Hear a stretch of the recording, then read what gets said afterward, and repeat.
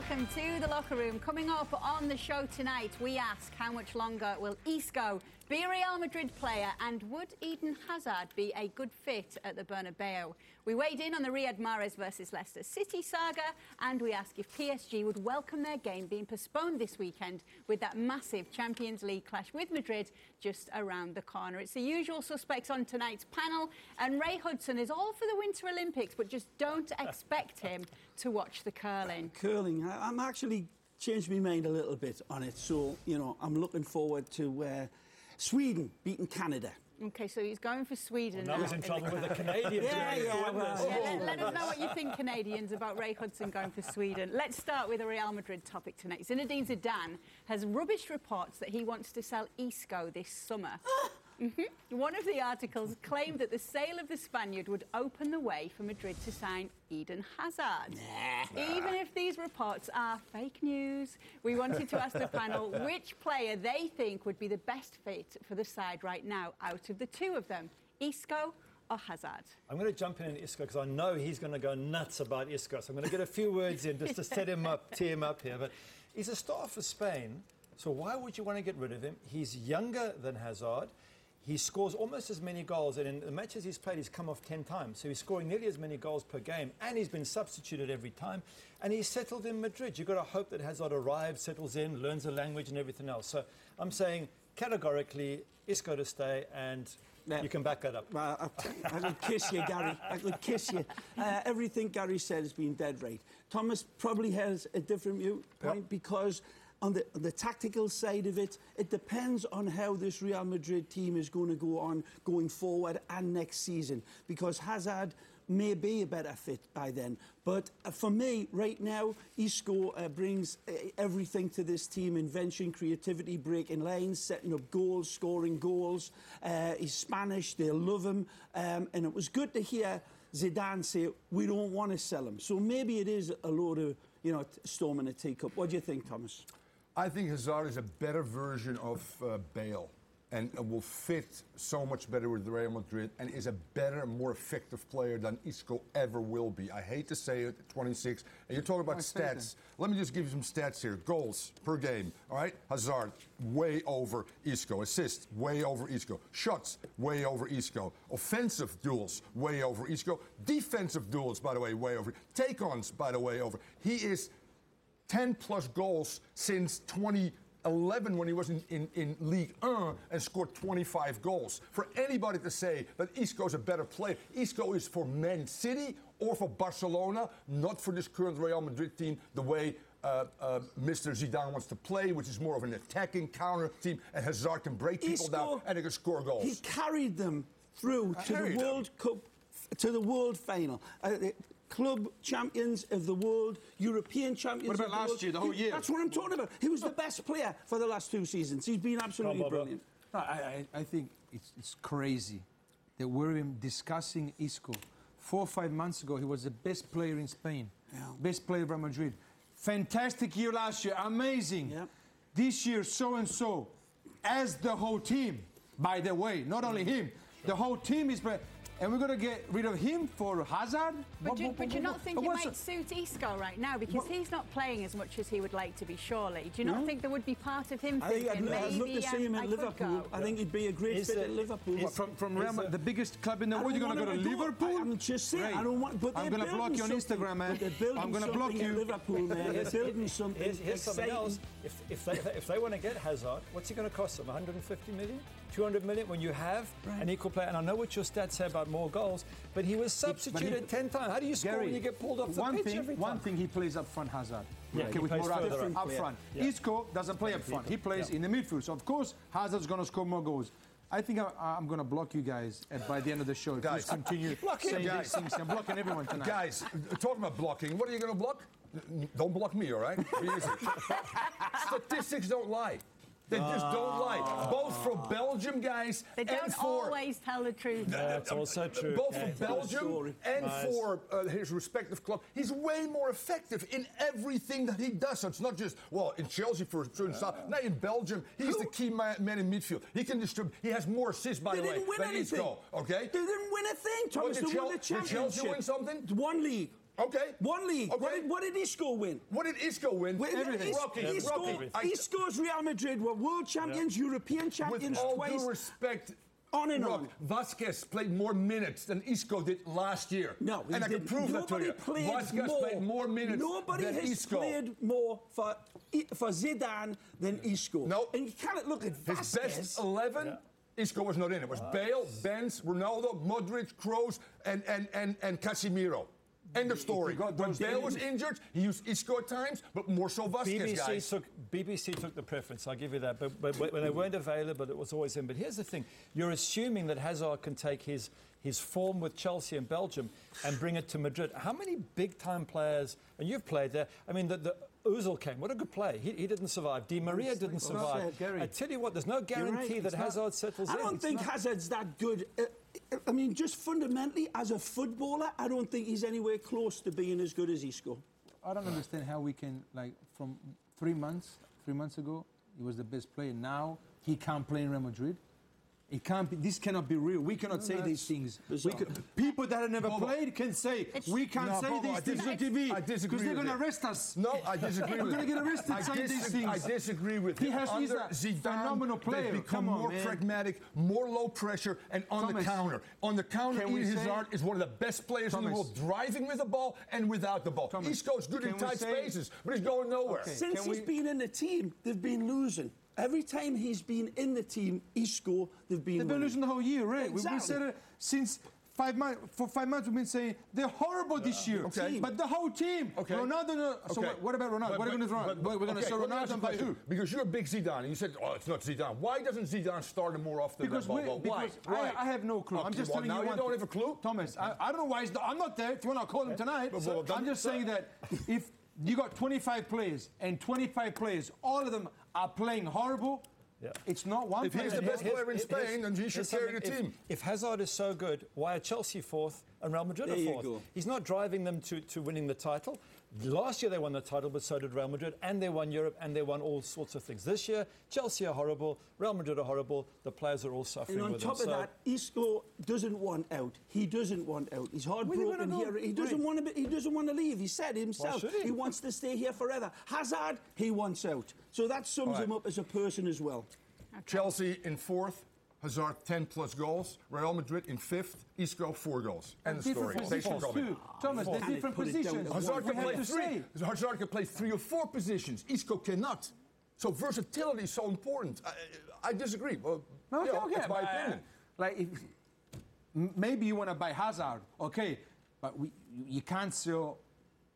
And 2 or 3 months ago, guys, 3 months ago, when he scored against Italy, they were saying 3 months ago in Bernabeu, he's the best player they have in Spain, the best player absolutely in the world. Madrid. It wasn't just in Real Madrid's fan base; it was the world was standing up and saying, "This guy is different." I'm not blind. They weren't saying that about Hazard. And back to the thing, it's going to cost them 200 million to swap one great player for another, and I don't see any benefit. If it was a straight swap, if you're saying to me, "Do we swap them?" then I'm thinking, can he settle in Madrid? But you're going to end up paying 150, 200 million. Well, you think Hazard's going to go to Real Madrid and he's going to score 40 goals a year, 50 goals, and change everything? My friend, you need the number 9s or the number 10s to change. If he's there, it's not there, it's not going to change.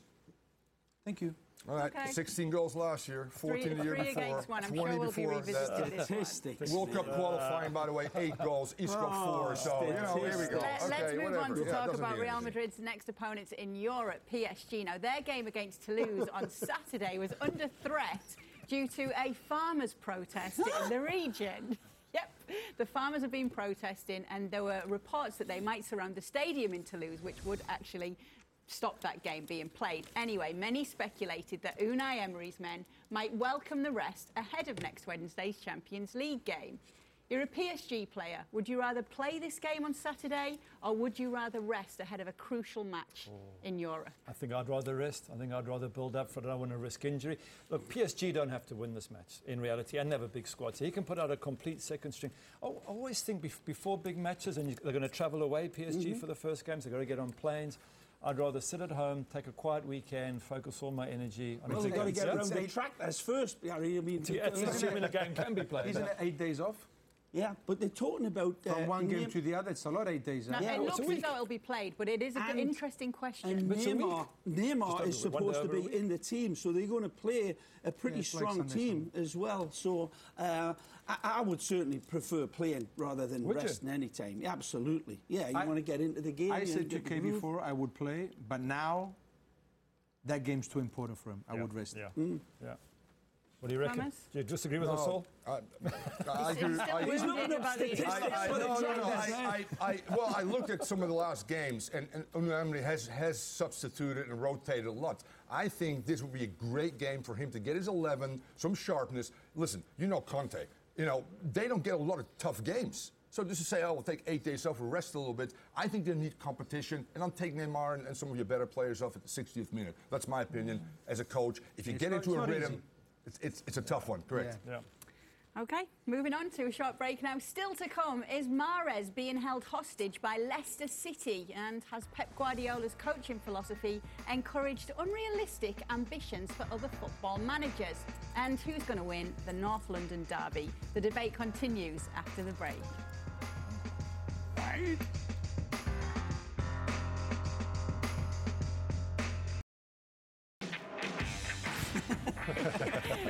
Welcome back in. That's Christian Vieri there, trying to take my job off me. Riyad Mahrez trained with his club Leicester City on Friday for the first time since the transfer window closed. The January transfer window, that is. Now, he'd been absent since a possible move to Manchester City failed to materialise. He'd also submitted a written transfer request in a bid to force the switch, but Leicester's fee was one Man City refused to pay. If we're to put it into dollars, we're talking about $110 million. Now, Mahrez has also been dealt a hefty fine for not turning up at work. But we would like to ask the panel, who's right here, Leicester City or Riyad Mahrez? Okay, first thing I want to say, I hope Leicester City goes to the championship. Because what they did to Ranieri, I'm never going to forget that. Second thing, if a player wants to leave, he should leave. I don't know why. I watch games, so I'm not blind. I can see games. How you can offer 70 million pounds for Mahrez, where Max, I'm saying Max, maximum is worth 20 million pounds, not dollars or euro, pounds. That's even more. And they said no, they want 90 million. But where are we? What's wrong? What's wrong in England? What's wrong with you guys? What's wrong with you guys in England? I can't believe Leicester. There's something wrong with Leicester for not taking the money and allowing them to go, because they didn't. And remember, this is the game tomorrow. Leicester play against Man City, so it'll be interesting to see. But he'll probably not be there. I'll probably leave him at home. Yeah. But I don't think he's worth that much money. I think Leicester must crazy not to take 70 million from him. What do you think? Leicester should have took the money. 70 million. Hey, listen, you know, we've seen it before, Kay. These players, they get their heads turned so many times. I mean, we saw it with Suarez, we saw it with Coutinho. The players signed a contract. They should, you know, commit to it and hold on. It turns the fans away from players like this. But the players usually get what they want. But he was promised it. If you go back a year, when they were selling Leicester, and he wanted to move then, and they said, look, we need you, stay, but we will let you leave. So I guess in the player's mind, he's thinking when a decent offer comes, and I agree with you both, that's a fantastic offer for what really is not a great player. He's a very good player, though, Gary. But he's he not, really I mean, is. What, $80, $90 million? I mean, that's crazy. $400,000 in 2014 to Roma to get him, actually. And he struggled this year a little bit since Klopp came in and turned the team around, actually. They were in relegation, now in 7th place, and he has benefited. He cares about this player. He's dealt with the situation very well, Claude Puel, absolutely, Kay. I think so, you know, because he's never said anything negative. There's a code of conduct in terms of their contracts that they can't say too much about the player. He's getting fined. In the NFL, there's holdouts, you know, the guys all the time to get more money or to get somewhere else. He's coming back with a good attitude, according to absolutely. And that's what Coutinho did. They came back with their pale bucket and they put it in. But evidently there was agreements made that this player would be allowed to leave, just like two of the other championship teams. He was the PFA Player of the Year. That's 2016. Right. Yeah. I mean, he's not 90 million, but 70 million. I would take it. I'm going to call Guardiola. Yeah. I have to ask him, how can you spend 70 million pounds I want to hear what he's going to say because it's not. For me, it's a circus. It's become a circus. Crazy. But here's the thing, and this doesn't apply to you because you play later. But for me, I'm struggling to get to grips with how much power the players have. You want to leave, you go, you know what, boss, I want to go. I'm not happy here. I don't like the weather. I don't like the fact I'm only playing every second game. And back in the 80s, you couldn't even get a weekend off. No, it's different. You were injured. You had to turn up every single day for 9 months. It's totally. What about his teammates as well? I mean, that's the other knock-on effect. The teammates, when he comes back into that locker room, what's the reaction? You know what they're going to say? They're going to say, "What are you doing here? Yeah, 70 million pounds. You're going to get 7-8 million euro. How much you get here? 2 million. What are you doing here?" They would support him, wouldn't they? They'd support him. And he can come back and play. He's a good player. But I don't know. But it's just an unhappy player. Now you've got to park this whole thing till the end of the season and then try and move him on. That's just crazy, Leicester City. Take the money. Take the money. You know, you mentioned Pep Guardiola. Maybe you could ask him what he thinks of Giorgio Chiellini's comments. I think he's scared of him. And Italy defender Giorgio Chiellini this week blamed Pep Guardiola for ruining defending in Italy. Now, he's not directly pointing the finger at the Spanish coach. It's more that he's highlighting the fact that Italian coaches are trying to imitate his style without having the same knowledge of how to implement it. He says it's partly to blame for Italy losing their brand of world-renowned defenders. What do you think, Coach Thomas Rongen, of these comments? Do you think that he has a point, Chiellini? Real quick, let's go back to the great revolution of Clockwork Orange, Rinus Michels and Barcelona. His disciple, Johan Cruyff, taking it to another level. Valdez got brought in because he could play with his feet. This was a goalkeeper, by the way. Nobody thought that goalkeepers should be able to play like Gary Baylor, just hoof it up the field. No, we're playing the Barca style. Cruyff took it over. Pep took it to another level. And you said, what? The old stopper, he used to say, no, Piqué, you're going to play. Busquets, I don't need you to win balls. Once in a while, yes, but I need you to distribute. And we see that now that there's a lot of clones that think they can take the philosophy and put it with your club. No, it's the other way around, trainers. Take your qualities and build your philosophy and team around. Or say to your owners, I need this player, which he's done at City. Well done. And now Pep is playing again, total football. Yeah. And Chiellini, I get it. You know that. Chiellini can play, but man, can they defend? And now all of a sudden they're forced sometimes with new managers. You have to play out of the back. And Chiellini goes, I wasn't brought up that way. I wasn't taught that way. Am I correct, Bobo? Why are all the managers doing this, though? Is it in fashion? Is it because they think that they can get the same results? If you're stupid, you think that way. Yeah. If you're smart, like Conte and all the other guys, they're not adopting that. Some of the peripheral guys in the middle of the pack, they want to go, let me separate myself, play like Pep. No. Hey, what do you think, Mr. Ray? Yeah. It takes great quality players to do that. Yeah, and I think Guardiola always attracts his players. Just signed one, Aymeric Laporte, and is integrating those types of players into his system, as Thomas says. But you cut your coat according to your cloth. If I was an Italian coach with those sorts of defenders, I'd have a very much more different approach. There's 3-4 clubs that play football. Yeah. Barcelona, Bayern Munich, Man City, PSG, right? Yeah. Those. The rest, you got to run 15 Ks a game. Not UK. 15 kilometers a game. You don't need 15. And you've got to smash everyone. Yeah. That's how the teams have to play. Sure. When these coaches arrive on Tuesday and say to the guys, okay, let's start opening up, let's start playing the ball from behind, they're all crazy. Here's the thing, City haven't won. I mean, they're probably going to win the English League, but at European level, they haven't won anything yet. So I get that the Pep's this great thinker, but let's wait and see if City go and beat Barcelona and beat PSG and win the European Champions League, and then I might sit back and go, okay, maybe so. But what if PSG win the European Champions League? Does that mean now we all play 4-3-3 with 2 wide players? It's not about, that's how Pep plays anyway, by the way. Like always about winning. When you get Guardiola, you need time. Yeah. They're playing the way he wants. That's the first thing. So he's happy, the club's happy. Now, from playing that way and winning, you have to have the little number 10 from Barcelona. But Christian, that guy gives you everything. Everything. Italian defenders now, are they for you what they used to be? Huh? Are they the same as what they used to be? Before we used to have Maldini, Nesta, Cannavaro. They could play, by the way. I'm going to start crying. They could play. Maldini, my best friend, I still don't know today if he's left or right. I ask him, are you left or right? He says, I don't know. If the ball comes on my left, I kick with my left. If it comes on my right, I use my right. So, okay, so what are you? Yeah, that's every time we play, say, what are you? Left or right? And he laughs. We don't know. Nesta the same. But so we've got to move. You've got to ring tonight. Zinedine Zidane and Pep Guardiola. We want to know. Okay, stay with us. The panel's predictions are coming next. We've got Spanish football, English football, Turkish football, and maybe some talk on Barcelona. Stick around.